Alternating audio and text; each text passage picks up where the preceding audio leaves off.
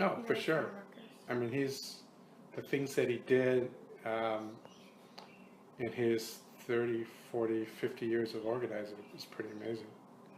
I mean, he changed. He's as important as MLK. Um, the Mexican community really hadn't been heard from, and people had heard about the black community because of the civil rights movement with MLK and people like Malcolm X. But for the most part, I think society hadn't really heard much about the sufferings of the Mexican community in the United States. I talk about this a lot. Cesar Chavez absolutely was a hero. Heroes aren't perfect or always successful, they're human. Chavez achieved some remarkable things. He empowered people who had thought themselves powerless. He showed that even the poorest people, not covered by almost any laws or protection, could, by banding together, take on the most powerful industry in California. That experience changed the lives of a generation of farm workers as well as the volunteers who joined the movement. Unfortunately, the gains in the fields were relatively short lived, but that doesn't lessen their importance or the transformative effect the movement had on those who experienced it. And the lessons from that time continue to be used and studied by future generations. Understanding Chavez in all of his complexity, both his successes and his failures, in no way lessens his accomplishments or detracts from his stature as a hero.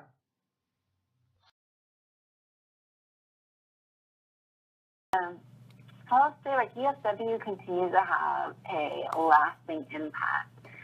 A lot of farm workers during maybe the most powerful times of their existence were formed and shaped. And if you don't organize the immigrants, if you don't organize the unorganized, then we can't grow, and we all will be left behind.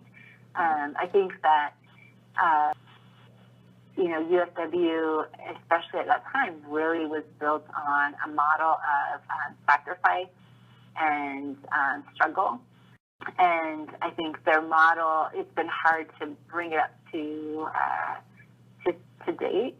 They've had breakthroughs, but I mean, I think that the systematic institutional exclusion of farm workers from the right to organize back in the 1930s, and the fact that agricultural worker in particular in the United States is so, and the agricultural system is so tied to the slave industry, the slave trade, that, it is particularly challenging to organize and get systemic change.